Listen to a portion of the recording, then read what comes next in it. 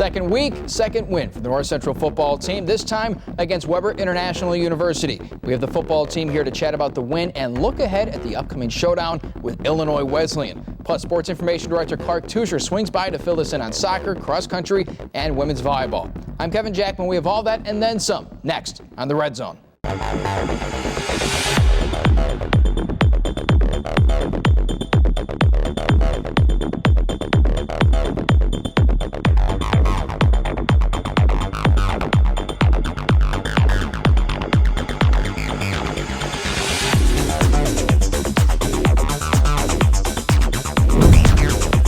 Presenting sponsor of the Red Zone is ATHLETICO, the preferred provider of physical therapy and athletic training for North Central College. And the home opener, North Central dominated in front of the Cardinal faithful. Let's take a look at the highlights from week 2.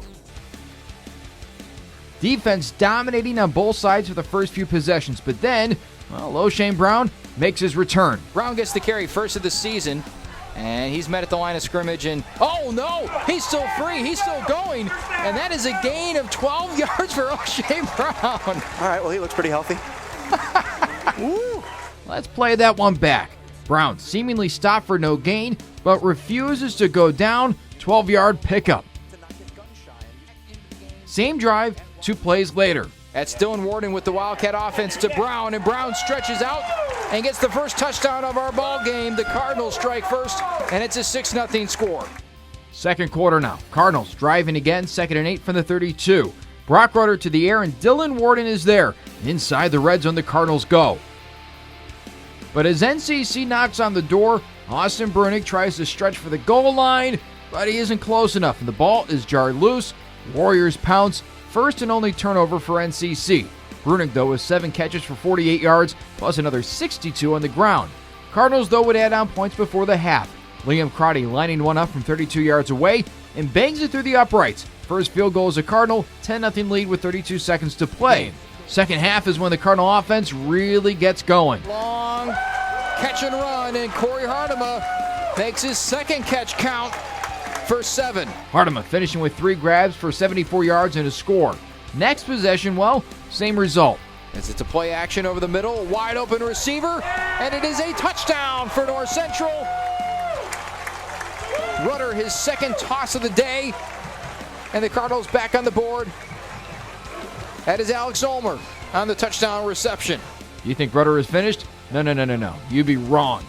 Rudder to pass. He's got a crossing route, and oh my, Ryan Kuhl can walk into the end zone. It's going to be a 30-0 score. Brock Rudder, his 3rd touchdown pass of the day. Cardinals have blown this game wide open. Justin Hunniford in the game for some work. He hands off to Jack Dibble, who punches it in. Warriors scored 21 points late, with this game well in hand. Cardinals take it 38-21.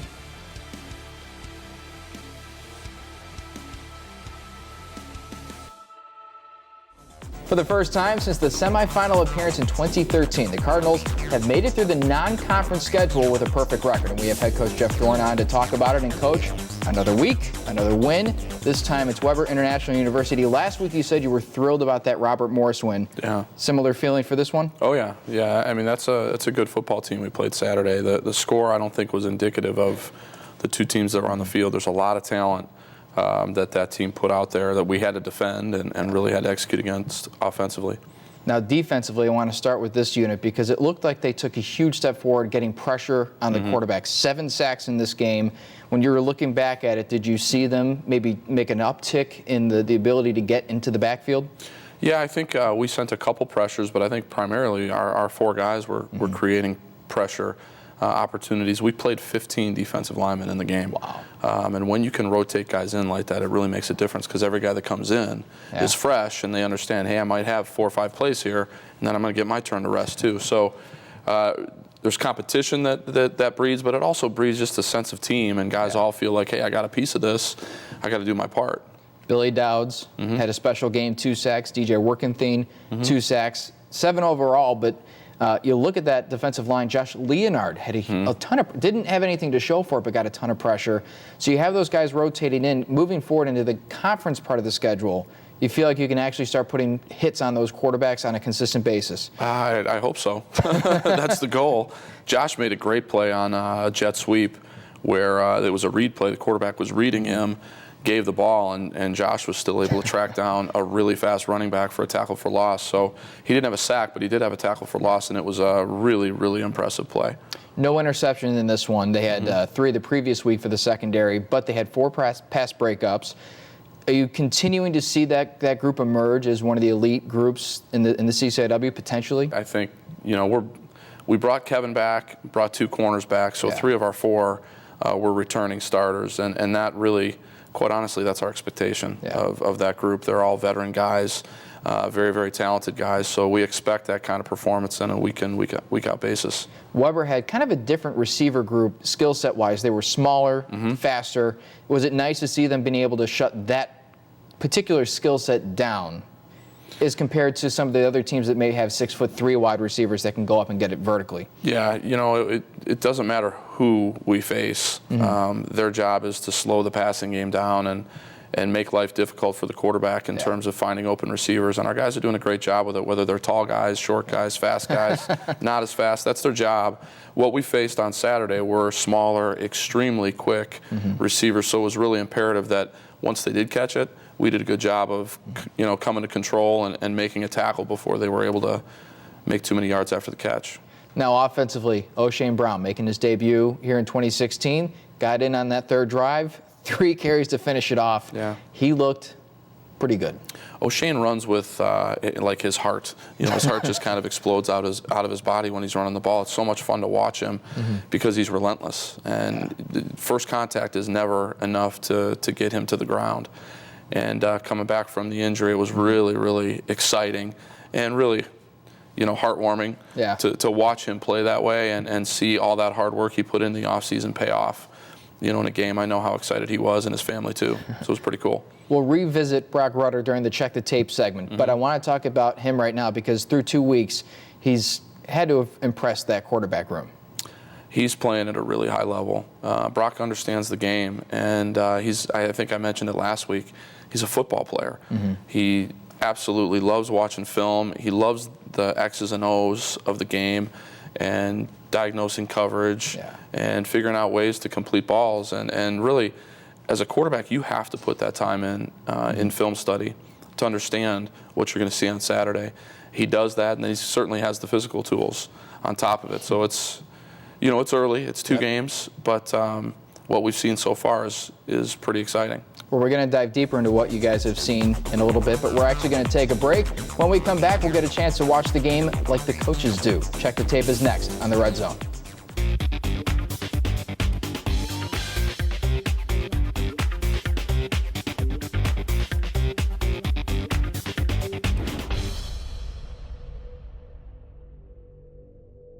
Welcome back to the Red Zone, and now it's time to get an inside look at what the coaches see in this week's Check the Tape.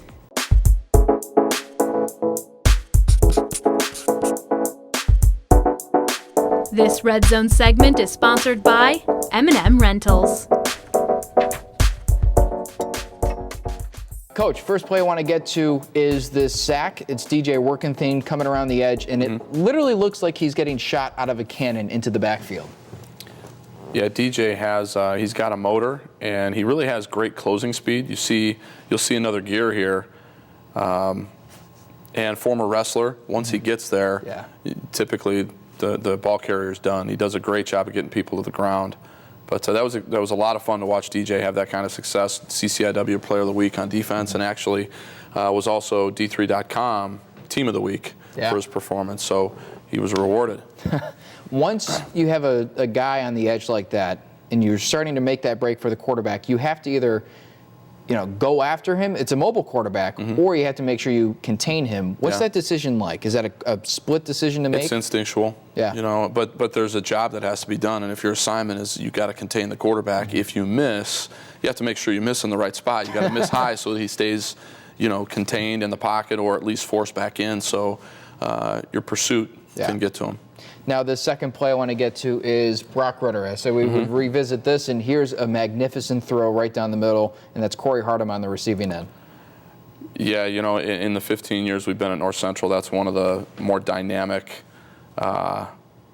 throws and catches that I've seen, and we've seen a lot of them, but that was an incredibly athletic play by Corey Hartema. But the ball broke through. I mean, the placement, the trajectory, the pace that was on the football, that was really a high level play, and gives you an idea of what kind of talent that Brock is. He made almost an identical throw, maybe not as tight of a window, but then on the next possession to Alex Ulmer. Is that just his ability to see and anticipate what he's seen in front of him? Yeah, it's again, go back to studying film as a quarterback, knowing what you're looking at and knowing where the hole's going to be, and now using your body and your eyes to hold defenders, but you know where the ball's going to go. That's quarterbacking at a high level. He's doing a great job. Obviously, we want that to continue. I'm sure you do. Now, going back to the defensive side of the ball, we'll talk to Justin in a little bit, but here's Justin Stuursma doing, well, basically what Justin Stuursma usually does. Yeah. So he's tracking the quarterback, and he probably travels a good 25 yards to land this quarterback sack. Justin's long, and he's got great speed, and his pursuit, much like DJ, DJ's shorter, stockier player, but Justin has been able, since the day he showed up, has been able to track people down like nobody else we have in the program right now. And it's a skill set that's, you can't coach it. He's got a special skill with speed and the ability to close and make tackles, and he's had several sacks in his career. Yeah. I think, that was the first of that game. We'd like to see several more. I'm sure we will. Yeah, him and Rudder. I'm sure you'll see more of that over the course of the season. Don't want him to sack Rudder, but... Well, yeah, probably not. Yeah. Let's get to Illinois Wesleyan. This is a team, you guys are coming out right out of the gate against a fierce competitor in the CCIW. You have to travel to them. You're playing under the lights. I'm sure the intensity is going to be really, really high. What's your expectation going into the game from what you're going to see from the Titans? I think we'll see the same type of team we've seen for the last several years. They're going to, like you said, they're going to play extremely hard. They're disciplined. They're well coached. They're talented. Yeah. It's going to be a really good test for us starting the CCIW slate with Wesleyan, which is this is the first time we've ever opened the conference season playing them. It'll be exciting. It's going to be a challenge, great challenge. First time playing them on the road under the lights at Wesleyan. So great opportunity. But I think our guys are up to the challenge. We'll be ready. I know the rivalry with Wheaton is well documented for the Little Brass Bell, but Illinois Wesleyan has to be a pretty close second at this point in time. If you just look at the conference the last several years, the pecking order, it's been Wheaton and North Central and Illinois Wesleyan, the three teams that have been battling most often. Yeah. So it's natural for that to be a big game. And we see it that way too. Yeah. It's a game that we need to win, but it's one of the 8 CCIW teams that we've got to play and play well against and win. And that's the way we're looking at it this year. It's 1 week at a time. Yeah. It's Illinois Wesleyan right now. We're not giving any thought to anybody else. Yep. We need to take care of this one, and then we'll move on Sunday to Milliken. Last year, it was in the rain. It was cold. It was windy. I'm guessing you guys are kind of hoping for some better weather? We'll take whatever weather God gives us. We're going to be ready to play. Coach, I appreciate the time and good luck down in Bloomington coming this Saturday. Okay. A couple of dynamic playmakers join us next. We'll be right back on the Red Zone.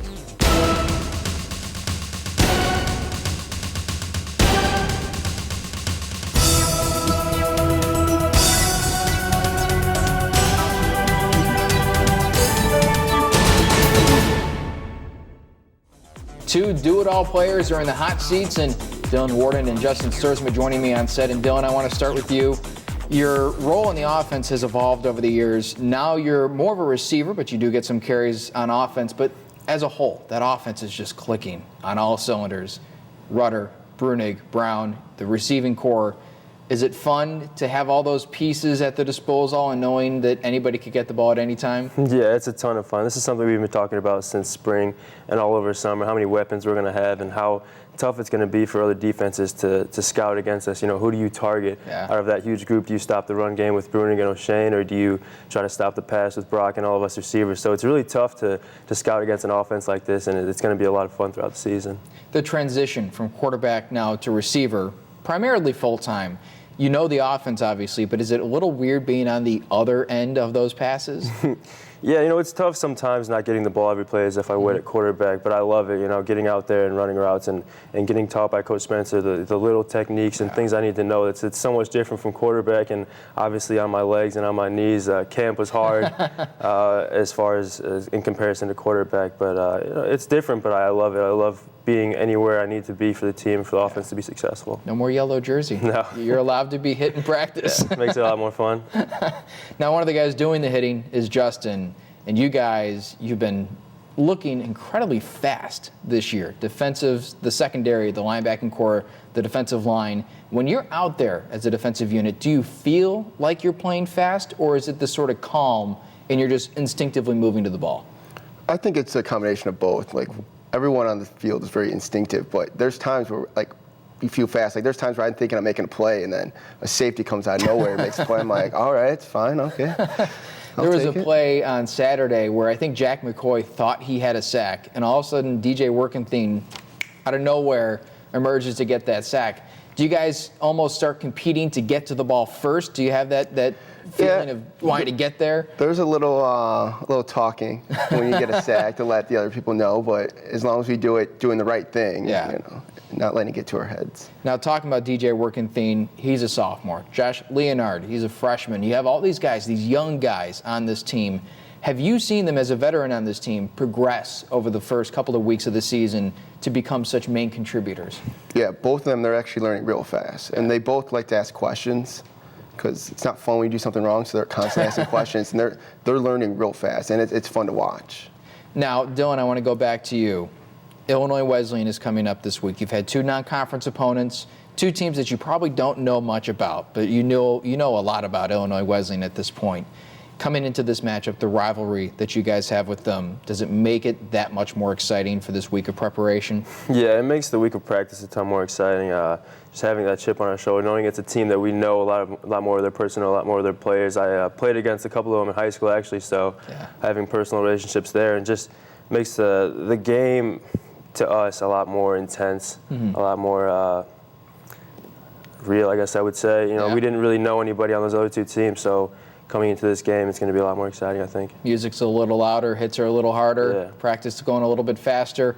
Justin, you're starting the conference portion of the schedule this week. Is it nice to get a really high caliber opponent week one to make sure that you hit the conference season with a bang? Well, it sets the standard for the rest of the year, how you play in this first game.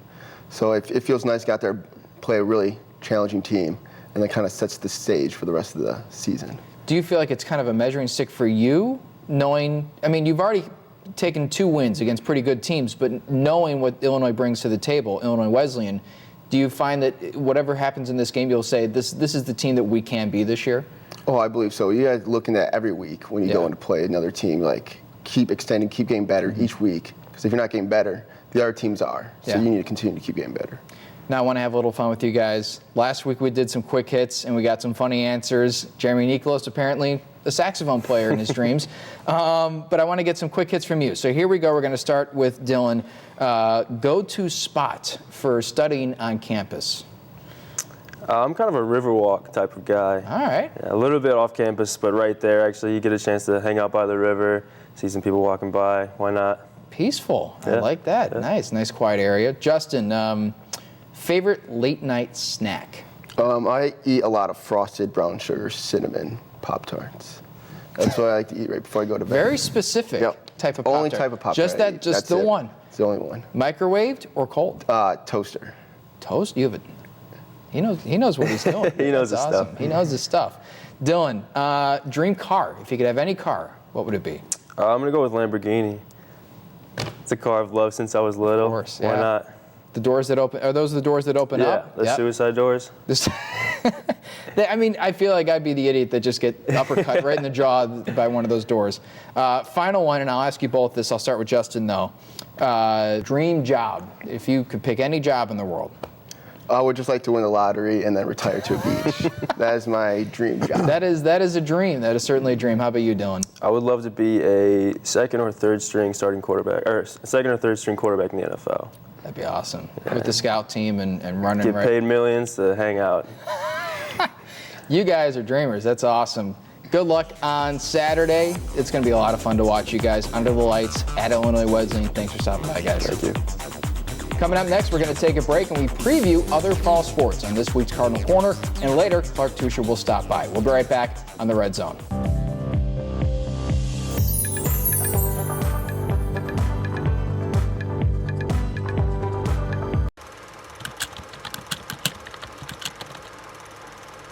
This Red Zone segment is sponsored by Belgio's Catering.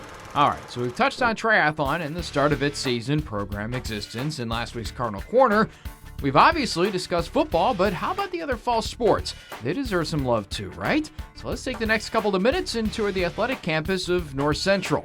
Let's kick things off with soccer. See what I did there? The women scuffled in 2015, but a new year, a new coach, a new hope.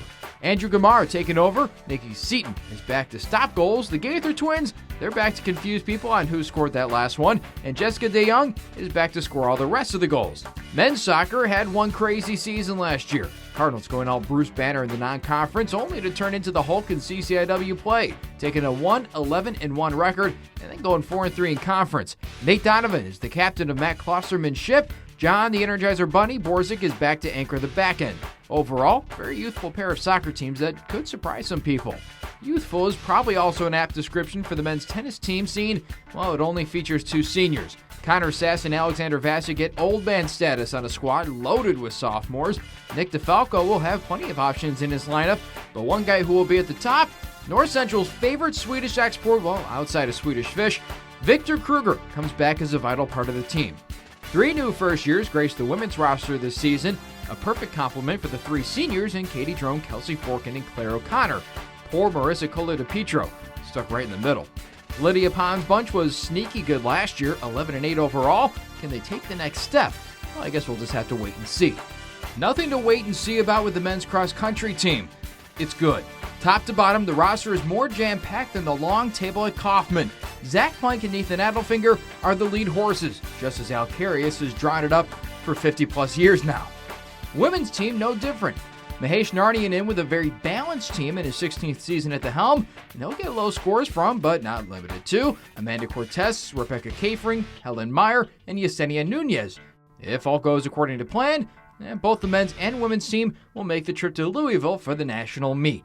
I don't know Laura Klug's shoe size, but I do know they'll be awfully tough to fill. But the Cardinal volleyball team has some tremendous young talent to give it a shot. Kara Howell, Julie Logel, and Anna Billman are all big hitters who will look to senior Ashley Powers to put the ball in the tee.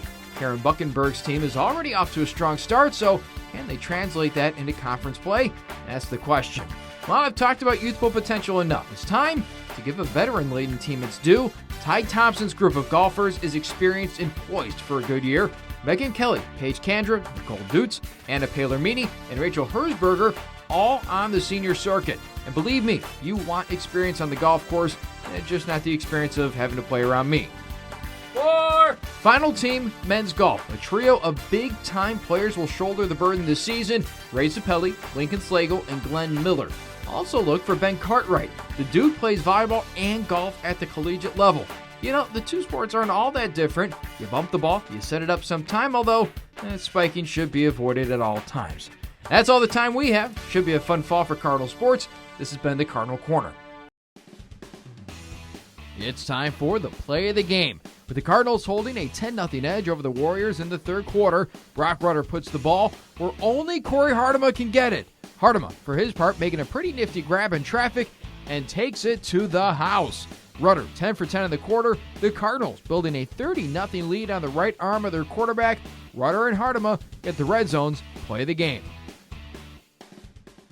For updates on Cardinal Athletics, you can follow the Twitter handle at @NCC_athletics and the man in charge, Clark Tuscher. Clark, thanks for stopping by. And let's start with the men's cross-country team. This is a team that went down to Illinois State.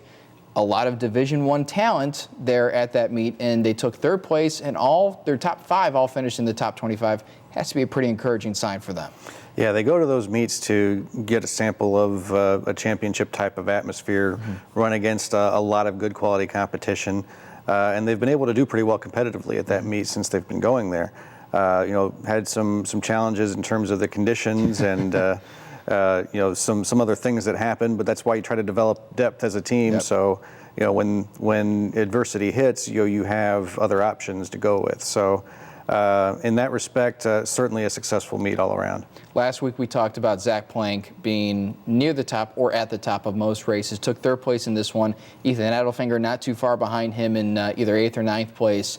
The coaching staff, I'm guessing, is looking to those two guys to consistently score not a ton of points, but very few points in cross country. Yeah, they're looking at them to be leaders in just about every respect, not only in competition but away from it as well. So it's good to see that kind of a plan actually pan out, at least so far this season. Now let's get to women's volleyball. We did not talk about them last week, but they are in the non-conference portion of that schedule, 7-3 going into this week, and they're looking pretty good despite missing some really key players that they lost to graduation last year. Yeah, not only that, one of their starters last year, Claire Vraybeck, an outside hitter, she hurt her knee over the course of the summer and is not going to be able to play this season. So in addition to all the other spots that they're trying to plug up, there was an additional hole there that they were anticipating having filled. And with only one senior on the team this year, there's a lot of young players getting tryouts at certain positions. So the goal is to have that lineup solidified by the time they get to conference play, and to be able to put a few wins on the board while they're doing that is certainly a plus. Well, 7 of them, I'm guessing they're doing pretty well in that respect. To soccer, the women's team falling to Penn State Barron. Just a tough stretch coming out of the gate. A couple of goals early, but they battled back. This is a team that's missing also, again, a ton of graduation losses to this team, but they're starting to find pieces in some of these places, and they have some time before conference to get this whole machine working. Well, anytime you add that many players in new positions, we lost most of the we have a goalkeeper back, but most of the defense that played in front of her is gone, including an all-conference player in Amy Gerald, who kind of anchored that whole back forward and kept them communicating and kept them in where they were supposed to be.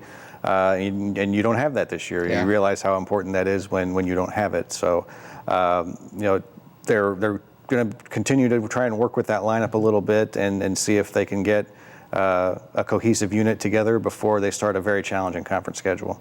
Now the men's team, they're also 1-2-1. This is another team that, again, struggled in the non-conference portion of the schedule last year, flipped the switch when they got to conference. What is it that they have to do to make sure that they carry that over to this season and start really trying to find somebody who can put the ball in the back of the net? I think more than anything, it's mentally just consistency and maintaining their focus. They were able to put 3 goals on the board in the first half last week, and then weren't able to hold on to the lead. Right. You would expect that kind of a lead to be safe. At halftime of a men's collegiate match. So. I think they've got certainly physically the pieces in place. It's just a matter of making sure that they stay put the foot on the gas pedal and maintain that killer instinct through to the end. Last thing for you, you were there on site watching as the football team took down Weber International. You've seen a lot of football teams at North Central over the years. What are your thoughts on the way this team is shaping up and what you've seen from them? Certainly the quarterback position is one that we've had some issues with the last couple of years, and it certainly looks like they've addressed that in a big way with Brock Rutter. They're really impressed with how well he leads that group, in addition to the things he's able to do throwing the ball. I think really the only piece left that's that really think is not where it needs to be is their running game on offense. They like the pressure that they're getting out of defense. It's a more aggressive defense than we've seen in the past. So I think they're just a few slight improvements away from having what could be a really special team this year. I mentioned this at the top of the entire show. They're through the non-conference portion of the schedule undefeated. The last time they did that, they were semifinalists, and they were at Mount Union for that semifinal game. Not saying anything, just not saying, but we'll see. They would welcome an opportunity to play that team again, I can tell you that. Clark, thanks for stopping by. We appreciate it. Thank you. That's all the time we have in this edition of the Red Zone. The Cardinal football team heads to Illinois Wesleyan this Saturday to kick off the conference schedule. For everyone here at NCTV 17, I'm Kevin Jackman. We'll see you next week on a brand new episode of the Red Zone.